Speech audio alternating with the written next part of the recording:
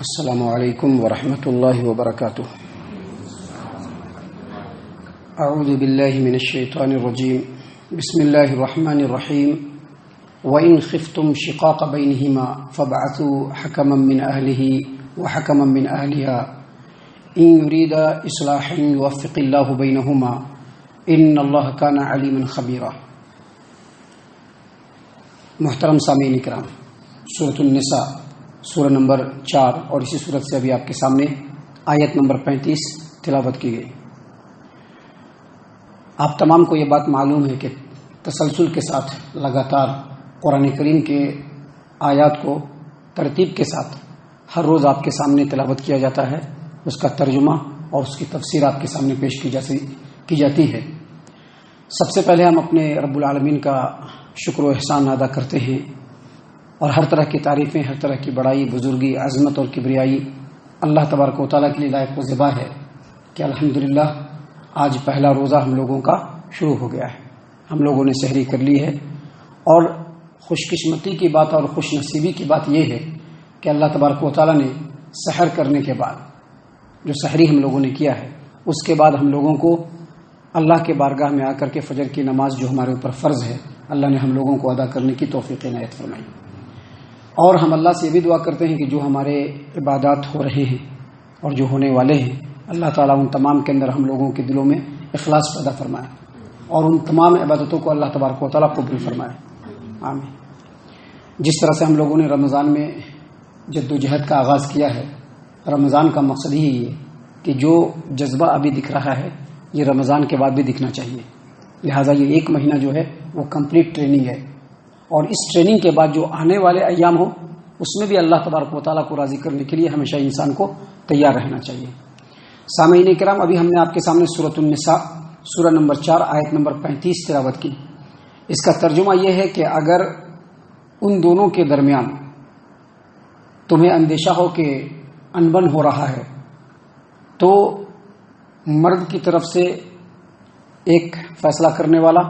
اور عورت کی طرف سے ایک فیصلہ کرنے والا مقرر کر دو، اور اگر وہ دونوں ایک دوسرے کے ساتھ مل کر کے رہنا چاہیں گے تو اللہ تبارک و تعالیٰ ان کو مل کر کے رہنے کی توفیق دے گا، اور بے شک اللہ تبارک و تعالیٰ جاننے والا اور خبر کرنے والا ہے، خبر دینے والا ہے، ہر چیز کی خبر رکھنے والا ہے۔ یہ جو آیت نمبر 35 ہے اس کا تعلق اس سے پہلی کی آیت کریمہ سے ہے، یعنی اس سے پہلے جو آیت نمبر 34 آپ کے سامنے کل ہم نے پیش کیا تھا، جس کا ترجمہ اور تفسیر ہم نے آپ کے سامنے پیش کیا تھا، اس میں اللہ تبارک و تعالیٰ نے نیک بخت عورت کے بارے میں بتلایا کہ جو نیک بخت عورت ہوتی ہے وہ کون ہوتی ہے، اور اللہ تبارک و تعالیٰ نے اس کا ذکر کرتے ہوئے کہا کہ فالصالحات قانتات، نیک بخت عورت وہ ہے جو اپنے شوہر کی فرما بردار ہو، اپنے شوہر کی فرما بردار ہو، شوہر کی اطاعت اور فرما برداری کرنے والی۔ محترم سامعین کرام، چاہے کوئی بھی کسی کی اطاعت و فرما برداری کرے گا، نیک کاموں میں کرنا ہے،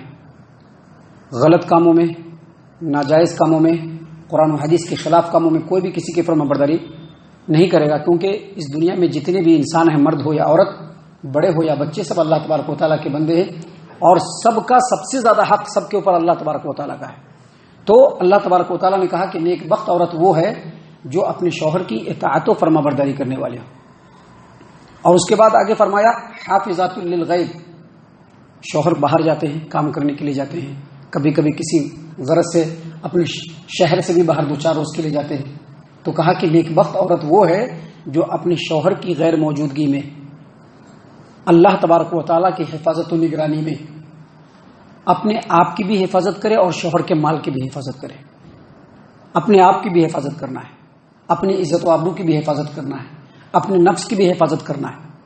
اور شوہر کی جو مال ہوتا ہے اس کی بھی حفاظت کرنی ہے۔ گھر ہے، گھر میں بہت سارا سامان ہے، اب شوہر نہیں چلو جیسے چاہے استعمال کر رہے ہیں، جس کو چاہے دے رہے ہیں، نہیں، بلکہ نیک بخت عورت کی پہچان یہ ہے کہ وہ نیک بخت عورت شوہر کے ایبسنٹ میں، شوہر کی غیر موجودگی میں اپنے عزت و آبرو کی بھی حفاظت کرے گی اور شوہر کے مال اور اولاد کی بھی حفاظت کرنے والی ہوگی۔ اس کے بعد آگے اللہ تبارک و تعالیٰ نے فرمایا نیک بخت عورت کی پہچان، اللہ تبارک و تعالیٰ نے خود فرمایا کہ نیک بخت عورت وہ ہے جو شوہر کی اطاعت و فرما برداری کرنے کے ساتھ ساتھ اللہ تبارک و تعالیٰ کی اطاعت و فرما برداری کرنے والی بھی ہو، اللہ کے رسول صلی اللہ علیہ وسلم کی سلسلے میں حدیث ہے کہ المرأۃ اذا صلت خمسہا، المرأۃ اذا صلت خمسہا، وہ عورت جو اپنی پوری زندگی میں 5 وقت نماز پابندی سے ادا کرے، 5 وقت نماز فرض ہے، ظہر عصر مغرب عشاء فجر،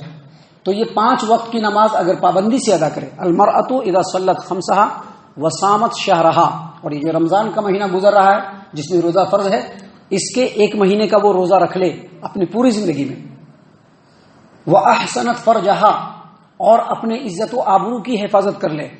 وَأَطَاعَتْ بَعْلَهَا، اور اپنے شوہر کی اطاعت و فرما برداری کر لے۔ بس یہ 5 چیزیں ہیں، عورتوں کو کوئی بہت بڑا ٹاسک نہیں ہے، بہت ہی ہلکے اور 5 چیزیں ہیں۔ عورت نے اگر 5 چیزوں کی پوری زندگی میں پابندی کر لی، 5 وقت نماز ادا کر لیا، رمضان جب آیا تو پورے مہینہ کا روزہ رکھ لیا، شوہر کی اطاعت و فرما برداری کر لی، اور اپنے آپ کی حفاظت کر لیا، تو اللہ کے رسول صلی اللہ علیہ وسلم نے فرمایا ہے کہ اس کو کہا جائے گا کہ جنت کے جس دروازے سے چاہو تم داخل ہو جاؤ۔ دیکھیے کتنا آسان ٹاسک ہے۔ لہذا ہماری جو دینی بہنیں ہیں ان کو چاہیے کہ ان 5 چیزوں کا ہمیشہ خیال رکھیں۔ محترم سامعین اکرام، اتنی باتیں بیان کرنے کے بعد پچھلی آیت کریمہ میں اللہ تبارک و تعالیٰ نے فرمایا کہ کبھی کبھی ایسا ہوتا ہے کہ بعض جو دینی بہنیں ہوتی ہیں ذرا شوہر سے اوپر چڑھنا چاہتی ہیں، یا شوہر سے اختلاف کرنا چاہتی ہیں، یا شوہر سے لڑنا جھگڑنا چاہتی ہیں، تو ایسی خاتون کے لیے بھی ان کے شوہر کو اللہ تبارک و تعالیٰ نے ہدایت دیا ہے کہ اچانک ان کے اوپر جانوروں کی طرح سے اٹیک نہیں کرنا ہے، جیسا کہ بعض لوگ کرتے ہیں۔ اب بیوی ہے، ذرا منہ لگا کر کے بول دی، ذرا آگے بڑھ کر کے بول دی، ذرا شوہر کے سامنے اونچا ہونے کی کوشش کی، تو بعض ایسے لوگ ہوتے ہیں جو اپنی بیوی پر جانوروں کی طرح سے ٹوٹ پڑتے ہیں۔ اللہ تبارک و تعالیٰ نے کہا کہ ایسا نہیں کرنا ہے، کیونکہ شوہر و بیوی کا جو رشتہ ہوتا ہے وہ بہت ہی اہم ترین رشتہ ہوتا ہے۔ آپ اگر کچھ پوائنٹ آف ویو سے دیکھیں گے، یعنی سارے پوائنٹ آف ویو سے نہیں، کچھ پوائنٹ آف ویو سے دیکھیں گے، تو دنیا میں سب سے اہم ترین جو رشتہ ہے وہ شوہر و بیوی کا رشتہ ہے۔ سب سے بڑا جو رشتہ ہے وہ شوہر و بیوی کا رشتہ ہے۔ شوہر و بیوی کے درمیان جتنی چیزیں بالکل اوپن ہوتی ہیں وہ دنیا میں کسی بھی دوسرے رشتے میں نہیں ہوتا ہے۔ شوہر و بیوی کا رشتہ اتنا قیمتی اور اتنا عظیم ہے کہ شوہر و بیوی کے اوپر ہی پورے سماج و معاشرے کی جو ہے اچھائی ڈیپینڈ کرتا ہے۔ آپ دیکھیے پورا سماج و معاشرہ ہے، جیسے کہ یہ ہمارا کرناٹکا لے آؤٹ ہی ہے، اگر مان لیتے ہیں تو اس میں جتنے بھی گھر ہیں اس میں کتنے شوہر بیوی ہیں، اور انہی سے گھر چل رہا ہے نا۔ تو جتنے بھی سماج و معاشرے ہیں اس میں جو مین کردار ہوتا ہے وہ شوہر و بیوی کا ہوتا ہے۔ لہذا شوہر و بیوی کے رشتے کو بالکل چھوٹا موٹا مت سمجھنا چاہیے کہ بس جیسے چاہا شوہر اپنی بیوی کے ساتھ جو ہے سلوک کرنے لگے، یا بیوی جیسے چاہیے اپنے شوہر کے ساتھ سلوک کرنا شروع کر دی۔ یہ چیز صحیح نہیں ہے، اسلام نے اس سے منع کیا ہے۔ کہا کہ اگر کسی بیوی سے اختلاف کا اندیشہ ہو اور لگے کہ بیوی جو ہے وہ بد تہذیبی پر اتر گئی ہے، بے ادبی پر اتر گئی ہے، تو شوہر کو اللہ تبارک و تعالیٰ نے حکم دیا ہے کہ آپ ان کے اوپر ڈائریکٹ جانوروں کی طرح سے اٹیک مت کیجیے، بلکہ کیا کیجیے؟ اللہ نے فرمایا فَعِظُوهُنَّ، پہلے ان کو نصیحت کیجیے، اچھے انداز میں نصیحت کیجیے کہ تمہارا کیا مقام ہے، شوہر ہیں ہم تمہارے، اسلام کی نظر میں شوہر کا کیا مقام ہے، ان کو سمجھائیے قرآن و حدیث کی روشنی میں سمجھائیے کہ اللہ تبارک و تعالیٰ نے یہ حکم دیا ہے، نبی نے یہ حکم دیا ہے کہ اگر مجھ کو کسی انسان کو سجدہ کرنے کا حکم دینا ہوتا تو بیوی کو حکم دیتا کہ وہ اپنے شوہر کو سجدہ کرے۔ کیونکہ شوہر کا مقام بہت بڑا ہوتا ہے۔ یہ سمجھانا ہے ان کو،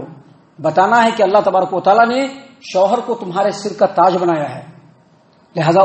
شوہر سے ایسے بے ادبی سے بد تہذیبی سے پیش نہیں آنا ہے، پہلے سمجھانا ہے اچھے انداز میں۔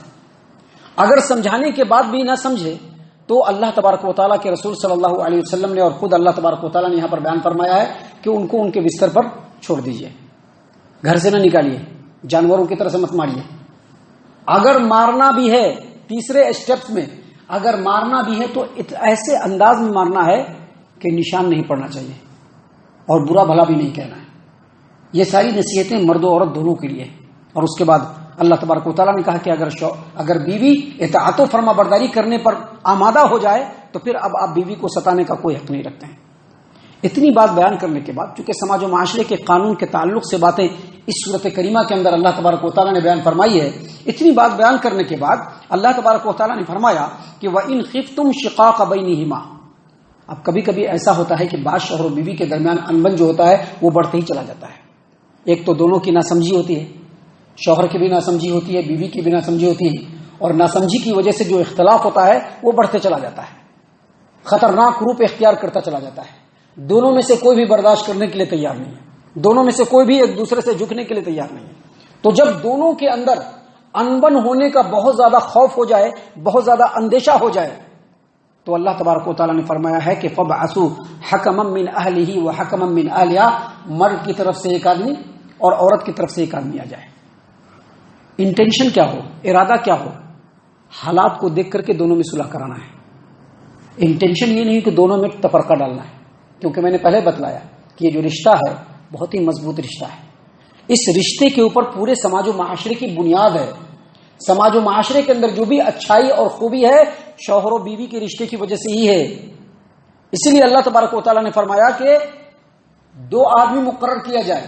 ایک عورت کے گھر والوں کی طرف سے مرد ہو اور دوسرا مرد کے گھر والوں کی طرف سے مرد ہو، اور دونوں پورے حالات کا جائزہ لے گا اور دیکھے گا کہ کمپرمائز کی کوئی صورت ہے یا نہیں. اگر 1% بھی چانس ہے کمپرمائز کا، اگر کمپرمائز کا 1% بھی چانس ہے، دونوں کے اندر مل جل کر کے رہنے کی تلقین دینے کا اگر 1% بھی چانس ہے، تو جو دونوں طرف سے مقرر ہوں گے ان کو دونوں کے درمیان صلح کرانا ہے. اللہ نے آگے بیان فرمایا ان یریدا اصلاحا یوفق اللہ بینہما. اگر وہ دونوں کے درمیان